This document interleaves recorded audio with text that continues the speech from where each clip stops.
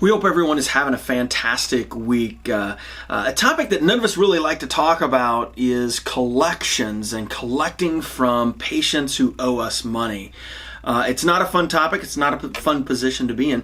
But the fact of the matter is, from a business standpoint, you always want to pursue the payment from your patients. And the reason is because you provide a good and valuable service, and you deserve to be paid for that. So for those unpaid balances, how does that work with collection agencies, and what are the challenges there? Really, one of the interesting things is prior to 2010, the way that the Medical Practice Act was structured in regards to fee splitting, it actually prevented physicians, including chiropractic physicians, from utilizing a collection agency, actually from paying them a percentage of the fees, because it would be considered to be fee splitting. In fact, there was a crazy case up in the Chicagoland area where a collection agency utilized that provision in the Medical Practice Act to null and void a collection contract and then keep all the funds for themselves. It was a very bizarre situation. However, we modified that language. In fact, we sat down with the medical society and with the department, and through negotiation and massaging of the language, the current provisions of the Medical Practice Act in regards to fee splitting are in there. And there is one specific provision in there that deals with collection agencies and paying them a percentage.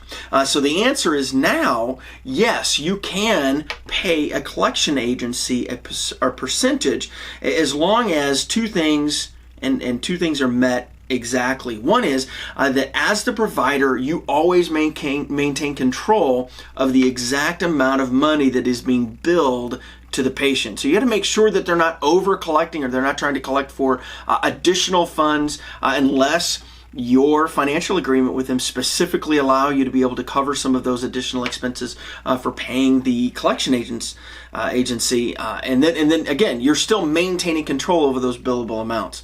And then number two is that the monies that they collect are deposited in one of two ways. And that is either they're sent directly to you as the provider or to your practice, or they're put into an account that you maintain sole custody of. In other words, you're the one who has access to the account. Not even does the collection agency have access to that particular account. So it's either that, or the collection agency must set up a trust that is specifically meets the regulations and requirements of the Illinois Collection Agency Act. So if they establish a trust under the Illinois Collection Agency Act, or as it is required under that act, then that would also be acceptable. So either the payments come to you, deposit into an account that you solely control, or they must go into a trust. And those are the only two ways that can happen.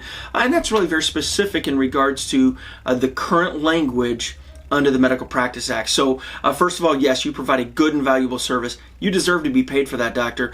And second, yes, you can utilize collection agencies as long as you meet those two primary requirements. Hope you have a great week, and we'll catch you next.